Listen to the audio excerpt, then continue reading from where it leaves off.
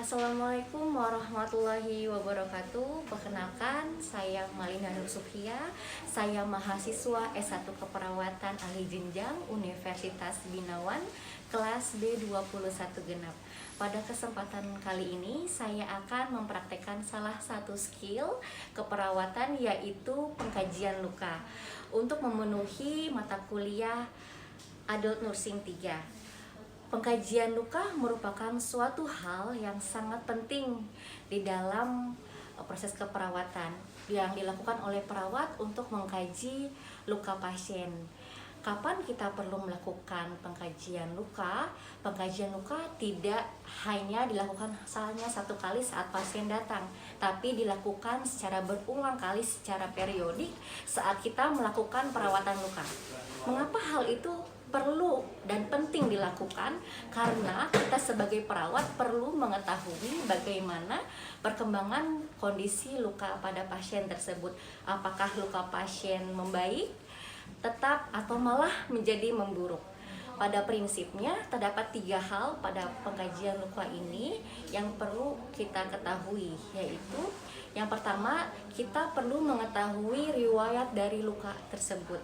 Yang kedua, pengkajian kondisi sekitar luka, dan yang ketiga, pengkajian dasar luka itu sendiri. Selanjutnya kita praktekkan kepada pasien bagaimana sih pengkajian luka. Sebelum itu kita melihat dulu catatan medis keperawatan pasien.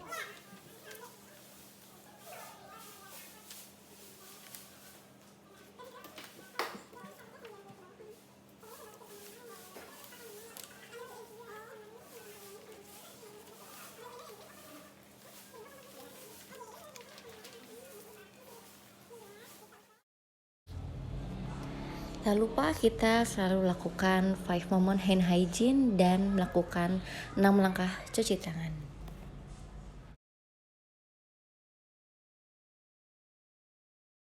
Selamat pagi Ibu. Perkenalkan, saya Suster Malinda. Ibu bisa manggil saya Suster Manda. Boleh Ibu sebutkan nama Ibu dan tanggal lahir? Nama saya Ibu Wahyu Rahayu. Tanggal lahir saya tanggal 10 bulan September tanggal 4. Umurnya?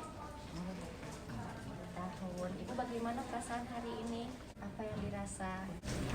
Saya hari ini agak mual.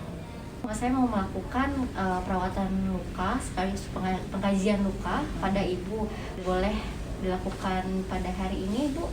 Boleh. Kalau begitu, bagaimana kalau sekarang saya belum ambil alat-alatnya ya, Bu ya?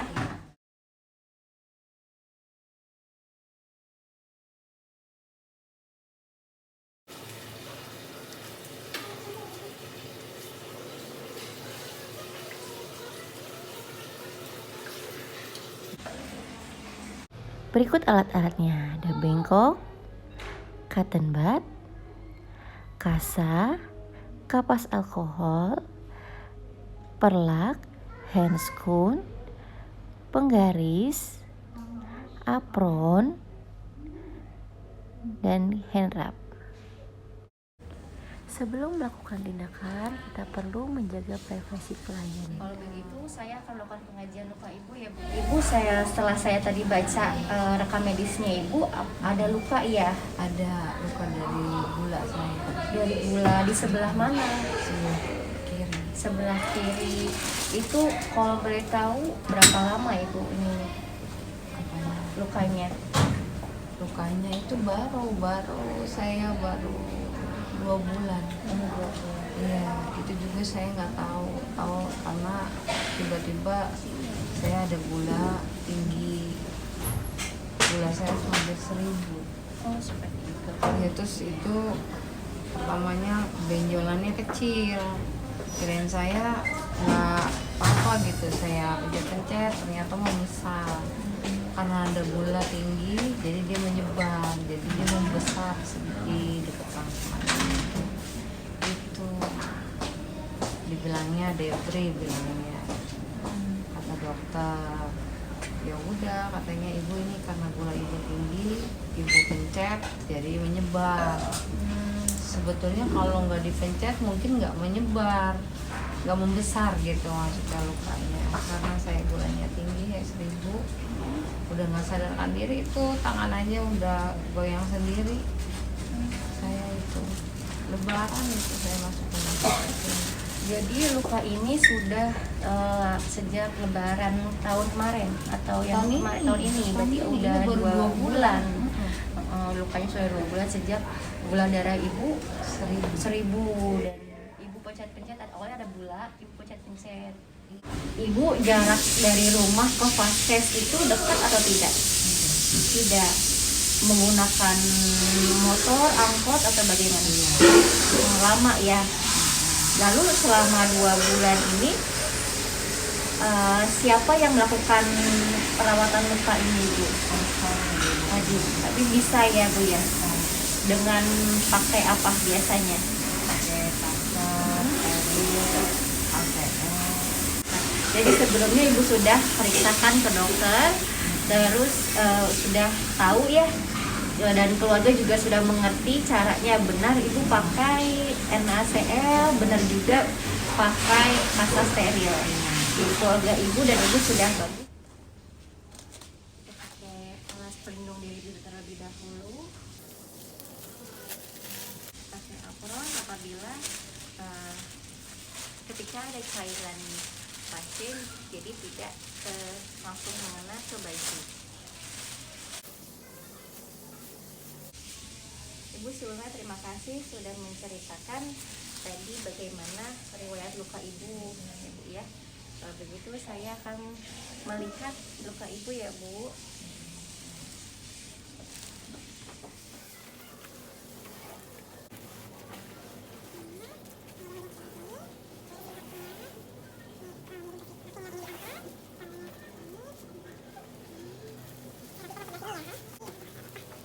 Kemudian saya dapatkan bengkoknya. Baik, kita mulai pengkajiannya Bu ya. Tadi sudah 2 bulan ya lukanya ya Bu ya. Ada berbau? Enggak. Apakah ada nanah? Ada sewaktu pertama kali habis dioperasi. Mohon izin saya buka ya Bu ya. Ya. Pertama-tama kita lihat area sekitar luka, apakah ada kemerahan, lalu apakah ada pembengkakan atau udim. Kita bisa lihat derajat piting udimnya, tapi pada luka ini kita lihat tidak ada udim yang terjadi pada luka ini. Kemudian kita lihat lagi apakah ada rambut-rambut di sekitar luka ini. Jika tidak ada rambut, bisa terjadi adanya masalah pada arteri, tapi pada luka ini masih ada rambut-rambut yang di sekitar luka. Baik, kita buka ya Bu lukanya, mohon maaf.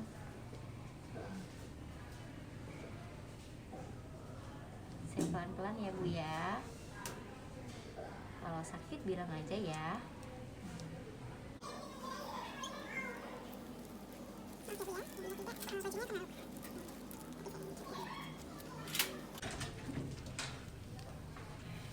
buka lukanya. Ini terjadi ada pus ya di sini atau selaf yang menempel pada bekas perbannya.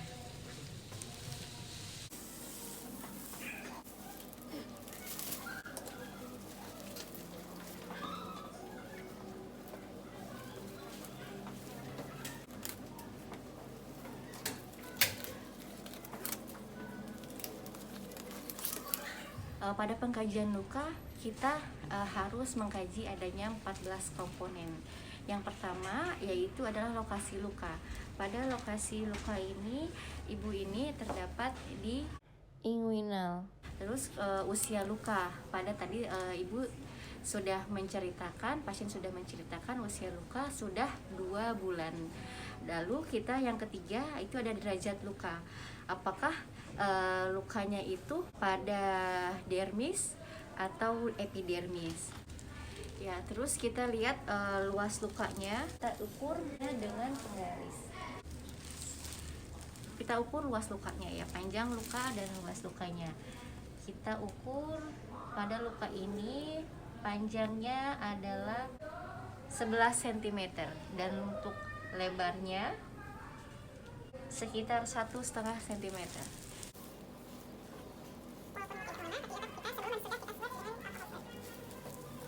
Untuk yang poin yang kelima, kita mengkaji kedalaman luka berapa sentimeter.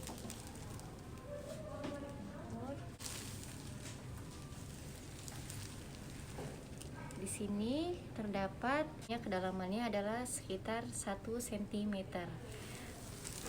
Lalu kita lihat apakah luka tersebut ada eksudat atau tidak. Ada eksudat atau tidak. Tadi saat kita melepas itu ada eksudat yang terjadi. Kita bisa pencet area ini, sakit nggak Bu? Nah, sambil kita tanyakan kepada pasien apakah ada nyeri atau tidak. Untuk selanjutnya, apakah adanya inflamasi atau tidak. Terus apakah terjadinya granulasi. Granulasi itu jaringan merah yang terdapat di sekitar luka.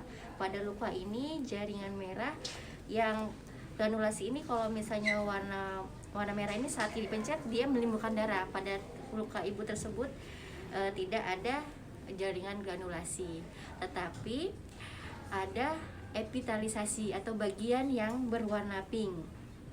Kemudian apakah ada jaringan yang nekrotik atau tidak. Di ibu ini dalam lukanya tidak ada jaringan nekrotik. Kemudian apakah ada biofilm atau tidak. Jadi biofilm itu lapisan yang menutupi di luka ini, tapi pada luka ibu tersebut tidak ada biofilm. Saat kita melakukan perawatan luka, biofilmnya kita ambil. Nah, apakah kemudian kita mengkaji adanya pocket. Pocket ini kita menjadi dua, yaitu ada undermining dan tunneling. Kita bisa mengkaji dengan namanya cotton bud. Undermining ini bagian bawah kulit yang di sekitar apakah ada gua atau tidak. Kita cari seperti ini. Kita lihat ada di jam berapa guanya. Maaf ya Bu ya. Pengajian luka ini pada jam sekitar jam 3 dan ke arah jam 6. Kemudian sekalian kita melakukan tunneling. Tunneling ini masuk ke dalam, kita bisa lihat panjang kedalamannya. Kita lihat, maaf ya Bu ya. Saya mengkaji kedalaman lukanya yang terdalam. Nah, lalu kita ukur. Seperti kita lihat di sini di dalamnya masih ada selaf ya. Terus kita ukur panjangnya. Panjangnya ini kita lihat, kita ukur sekitar 5 cm. Pada komponen yang ke-13, apakah ada bau atau tidak. Nah, pada luka ini saya tidak mencium adanya bau, tidak seperti bau luka gangren. Tapi kita harus mewaspadainya, harus menjaga gula darah si ibu ini agar tidak terjadi adanya bau. Nah, dan melakukan perawatan luka. Terus yang terakhir seperti tadi, sambil kita pegang mengkaji adanya apakah nyeri atau tidak. Nyeri tidak Bu? Tidak nyeri. Selanjutnya kita melakukan perawatan luka. Pada luka ibu ini bisa kita lihat 100% epitalisasi dan terdapat tunneling dan undermining. Hasil kita lakukan fase evaluasi. Ibu bagaimana perasaannya? Tadi kita sudah melakukan pengkajian luka sekaligus kita telah membersihkan luka ibu. Bagaimana perasaan ibu? Ya, biar bersih. Terima kasih dokter dan Terima kasih juga ibu ya telah kooperatif untuk melakukan untuk saya melakukan pekerjaannya juga. Semoga ibu cepat sembuh, cepat sehat. Mari. Mari kita lihat beberapa contoh luka. Pada gambar yang pertama kita bisa lihat terjadinya inflamasi 20%, nekrotik 10%, selaf 15%, granulasi 1%, epitalisasi 9%, dan biofilm 45%. Pada gambar yang kedua, kita bisa lihat dasar lukanya, granulasi 85%, jaringan epitelisasi 10%, dan slav sebesar 5%. Pada gambar yang ketiga, kita bisa lihat inflamasi terjadi sebanyak 60% jika diraba pada luka ini terasa hangat. Lalu kemudian terdapat jaringan nekrotik 40%. Pada gambar yang keempat bisa kita lihat adanya selak sebanyak 25%, epitelisasi sebanyak 50%, jaringan granulasi sebanyak 10%, jaringan nekrotik sebanyak 15%, dan luka ini terdapat tunneling dan undermining. Setelah melakukan tindakan, kita melakukan pendokumentasian keperawatan. Tak lupa kita juga merapikan perlengkapan yang telah kita pakai.